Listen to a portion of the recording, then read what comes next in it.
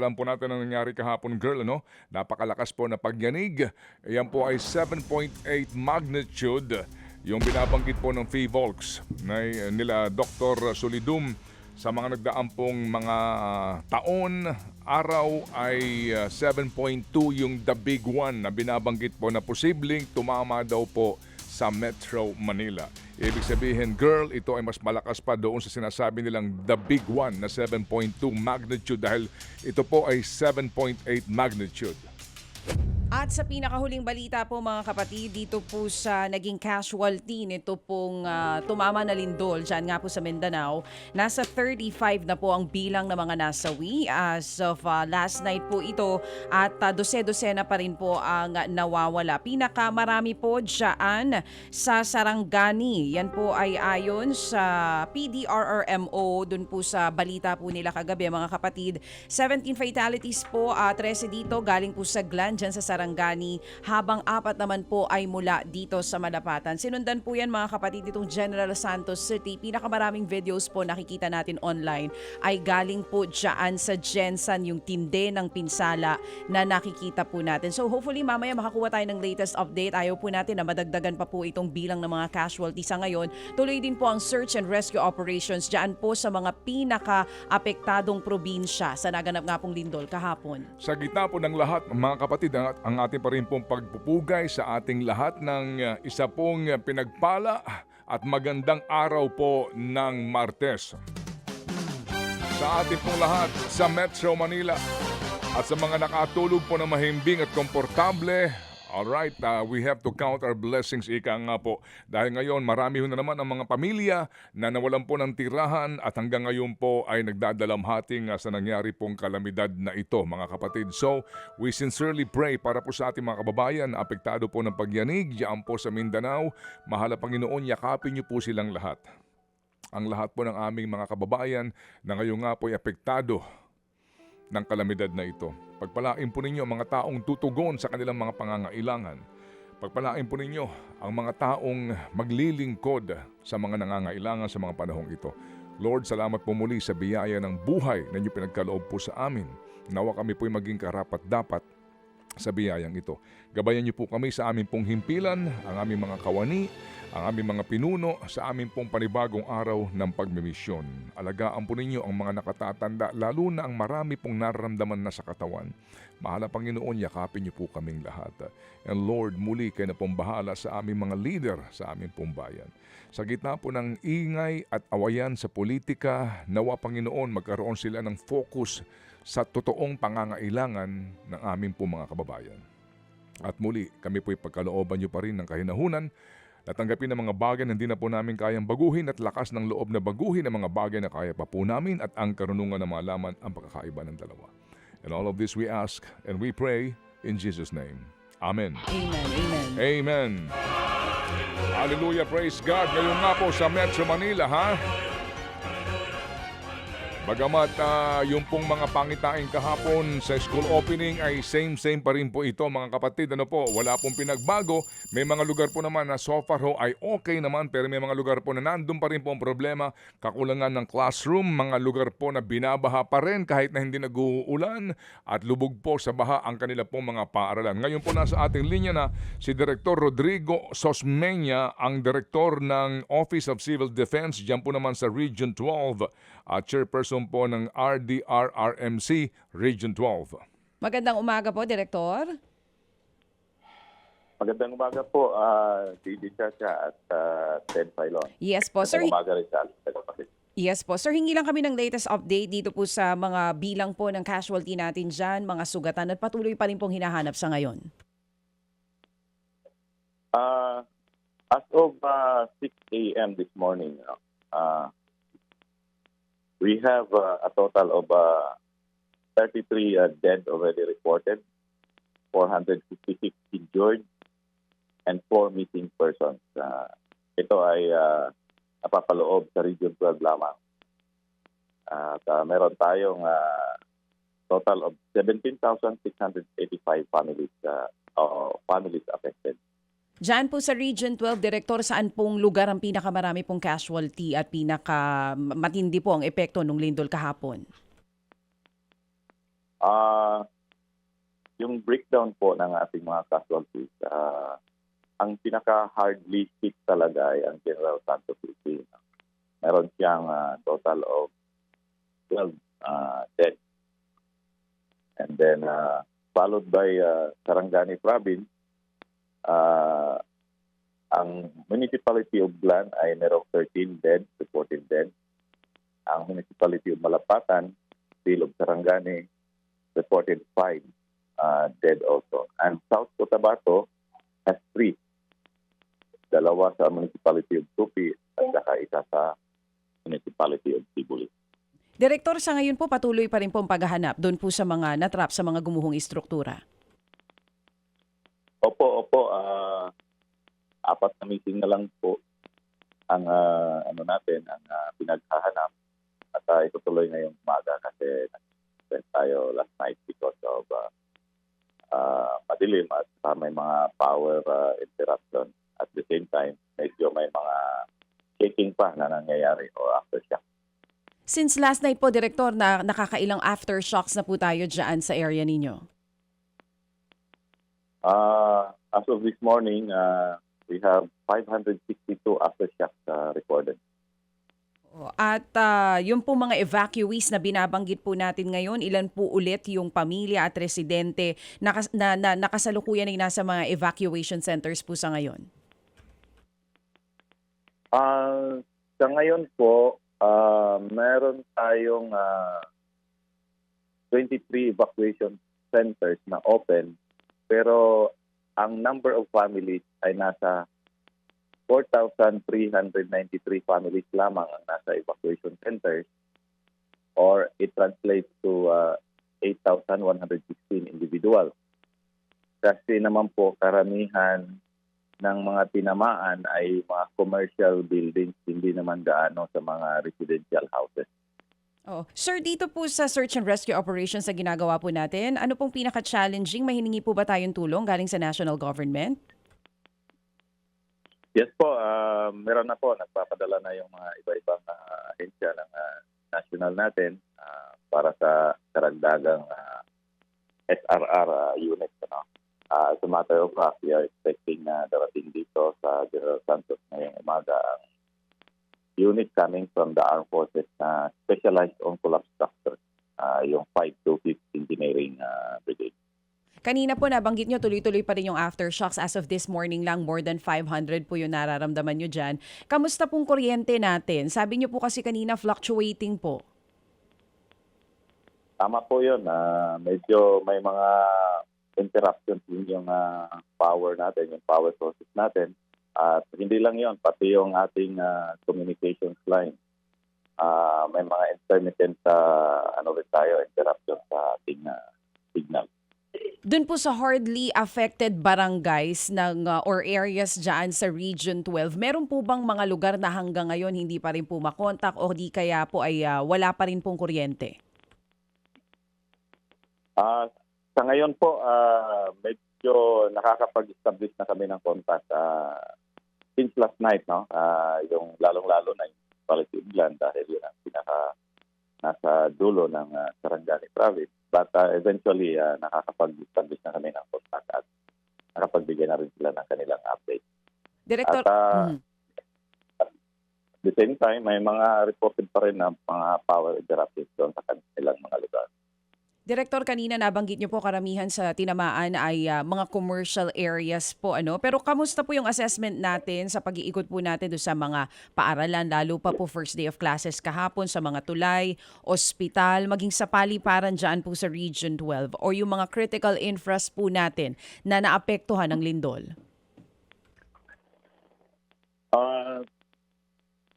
As of this morning, meron tayong reported na 48 partially damaged schools all throughout the regions ito.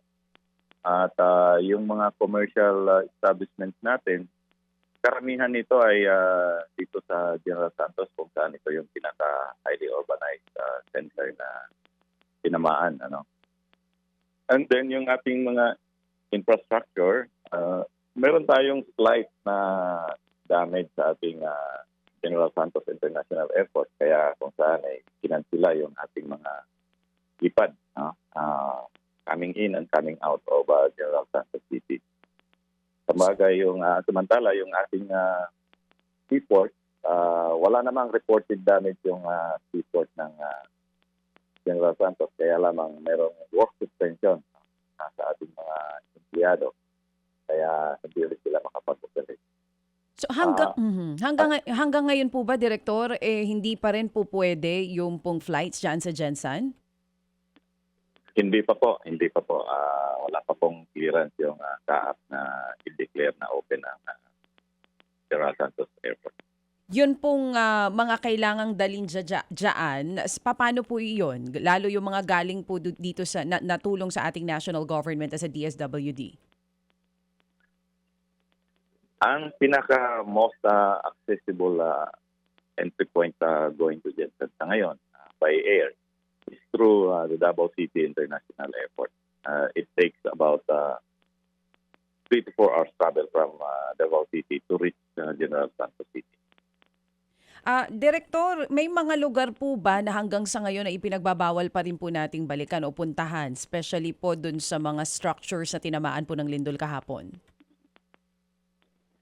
Yes, of course. Meron tayong mga buildings na nagkukulapse. Remind na po namin yung mga NGOs natin na kung saan hindi pa pwedeng pasukin yung mga talagang medyo alanganin pasukin dahil sa mga aftershock. But good enough na dahil nangyari yung earthquake kahapon, hindi pa nag-o-open yung karamihan ng mga commercial establishments. Kaya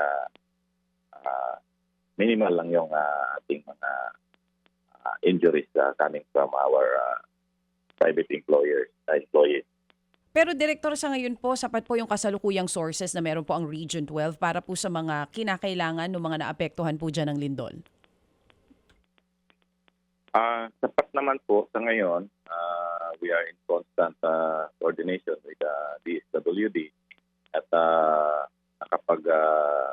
initially nakapag-preposition naman sila ng mga food items, lalong-lalo na doon mga area. Oo. But tuloy-tuloy pa rin po ang ating leader ng mga relief assistance items sa mga affected areas. Lahat naman po napupuntahan natin kahit wala po tayong mga kalsada na naapektuhan.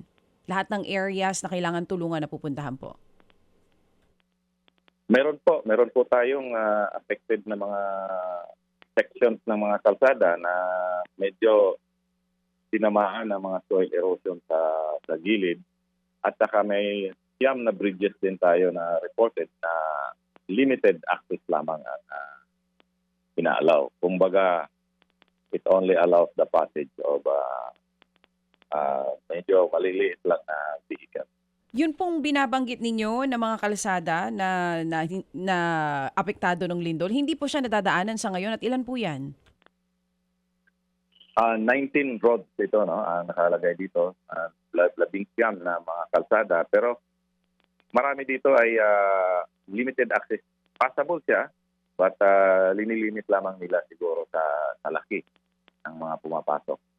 Kanina, Dahil ongoing pa yung clearing operations ng DPWH. Opo. Direktor ng tubig po natin dyan, kumusta? Kasi kanina apektado po yung communication, kuryente, patubig po para sa mga residente. Hindi ko pa nakuha yung latest update. But kahapon, nung tumama mismo yung lindol and mga about 12 noon, merong reported mga water interruption. I will have to check ngayong umaga if na-restore na po ba yung reported, lalong-lalo na dito sa General Santos City.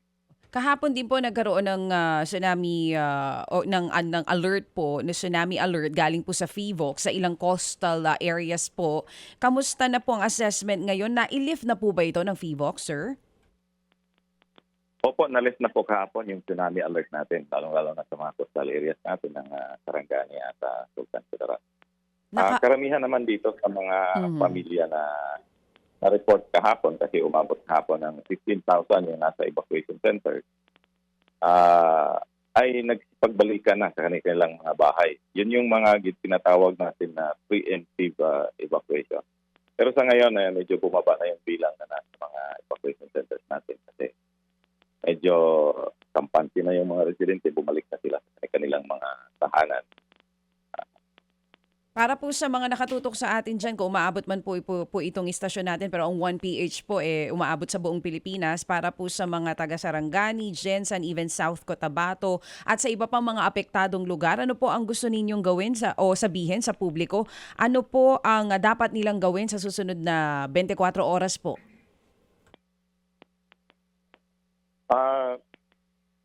Within the day, we will still continue to do our SRR, search and rescue operation.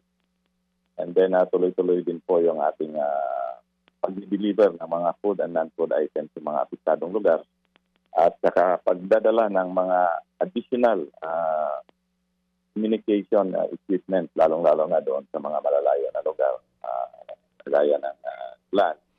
I-airlift po namin sila ngayon at magpapadala kami ng additional RDNA team, yung tinatawag natin na rapid damage assessment and need analysis. Direktor, ang Soc-Sargen po ay ilang lalawigan at ilang pong bayan? Ang Soc-Sargen ay composed, magandang umaga sa iyo. Good morning, sir. Kabayan Opo. Ted. Ang Soc-Sargen ay mayroong 4 na probinsya, composed of South Cotabato, Sarangani, Sultan Kudarat, Cotabato, and General Santos City, isang city. Opo. And then we have how many municipalities po, Director? We have about I think mga 45. it's about more than 50 municipalities. But yung NGOs natin na nag-declare ng suspension of work sa ngayon ay nasa 49. Okay. So ito pong lahat ng mga bayan within your region, lahat ito na contact na po, meron na hong komunikasyon, although kaninyo, yung iba ho intermittent? Opo, Kabayan Ted. Nakokontak na po namin as of kahapon at nakapag-report na rin po sila ng update ng kanilang mga bayan. Alright. So sige po. So ito ho sa buong Soc-Sargen, ang pinakamatindi po ang tama talaga, yung epicenter, no? Yung Sarangani, yung Malapatan, yun ho bang ilang pong mga lugar na malalayo sa epicenter, ilang oras po ang biyahe bago marating, doon po sa mga lugar na yun, nothing to worry about? Wala naman po tayong dapat pahala doon sa mga lugar na yon. They are taken care of kanilang mga respective local disaster risk reduction management officers. Opo. And kakapag-transmit na rin sila ng kanilang needs doon sa ating DSWD. Okay. Region 12. Opo. Yung pong serbisyo po ng telepono, yung Globe po tsaka Smart at meron ba ho dyan dito? Are all yun ho bang kanilang mga lugar ay well covered so far ngayon? Sa ngayong umaga po, medyo nare-restore na po dahan-dahan yung kanilang communication. Hindi kagaya kahapon na medyo nahihirapan din talaga kaming mag-support, lalong-lalo na yun sa mga malalayo. Okay, sige po. Maganda ho panahon ngayon dyan, Direktor. Opo. We have clear skies. Marami naman po ng mga nakikita natin ng mga tao sa doing their daily routine. Opo. Nakikita na natin. Opo, yes sir. Opo, praise God at maayos pong panahon para nga po sa kaukulang pong relief operations. Director, saan ang base po ninyo? Nasaan po kayo? Ang inyo pong RDCC? Yung aming Emergency Operations Center dito sa ating RDCC ay nandito sa Office of Civil Defense building sa Old Buayan Airport, General Santos City. Sa Jensan po. Medyo tinamaan din po tayo. Ating building, medyo nag-sustain din po kami ng mga minor damages. Bumagsak po yung aming mga glass panels at yung mga vitamin. Opo. So, sir, government hospitals po, kumusta? Kagabi, as of kagabi, yung General Santos City, yung nag-iisang government hospital sa General Santos City, yung George Ruyeka Hospital, Mm-mm. ay operational naman po sila. No? Kaya lamang yung Sarangani Provincial Hospital, nag-i-evac sila ng mga pasyente nila sa labas ng hospital kahapon po. Okay. So But they are still operational. okay, but so far yun po lamang ang ang labis na naapektuhan, Direktor, sa mga government hospitals diyan. Opo. Yun lang po. All right, sige po. Salamat na marami, Direktor, at kami po yung muli makikipag-ugnayan para po makahingi po ng pinakahuling balita na sa ganun po magkaroon tayo ng tamang informasyon sa mga nais pong magpadala ng tulong at sa mga taga Region 12 na nasa labas po ng region, nasa ibang bansa na nakikinig po sa aming programa. Salamat, Direktor. Maraming salamat sa Bayan Ted at DJ Chacha. Apo, Godspeed, sir. Thank you. Direktor Rodrigo Sosmeña po ang direktor ng SOCSARGEN, Office of Civil Defense. Mga kapatid, para sa iba pang mga balita at impormasyon, sundan niyo po kami sa X, Instagram, Facebook at syempre sa TikTok, True Network PH. Mag-subscribe din po kayo sa aming YouTube channel, True Network. May website din po tayo, truenetwork.ph, at pwede nyo rin po kaming mapanood sa Channel 19 ng aming True FM TV. Lagi pa rin makinig sa radyo dito po sa 105.9 True FM dahil dito, laging true sa'yo, kapatid. Dito tayo sa